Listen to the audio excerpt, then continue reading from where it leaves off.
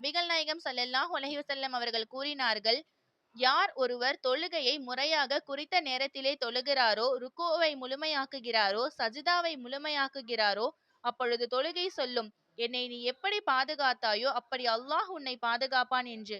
தொழுகையை முறையாக நிறைவேற்றாதவருக்கு தொழுகை சொல்லும், என்னை எப்படி பாழாக்கினாயோ அது போன்று அல்லாஹ் உன்னை பாழாக்குவான் என்று. நம்முடைய தொழுகை எப்படி இருக்கிறது?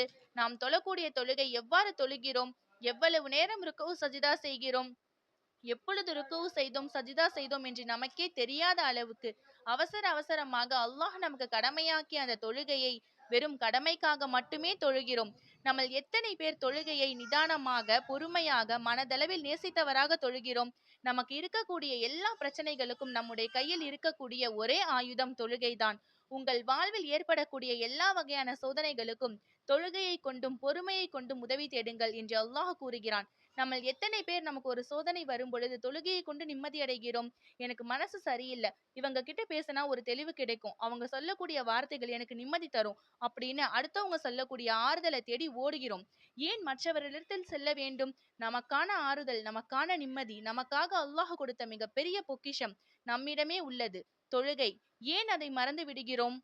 நாம் ஒரு கஷ்டத்தில், வருத்தத்தில் இருக்கிறோம். இப்பொழுது எனக்கான ஆறுதல் எது?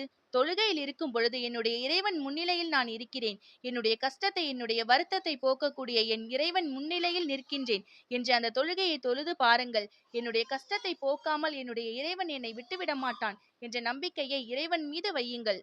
மன நிம்மதி கிடைக்கும். நம்முடைய கஷ்டங்கள் நீங்கும். நம்முடைய தேவைகளை நிறைவேற்றுபவன் இறைவன் மட்டுமே. இறைவனின் படைப்பினங்களான மனிதர்கள் கிடையாது. இன்ஷா அல்லாஹ் நம்முடைய ஆயுள் காலம் முழுவதும் தொழுகையை கடைபிடித்து தொழுபவர்களாக அல்லாஹ் நம் அனைவரையும் ஆக்கி அருள்வானாக.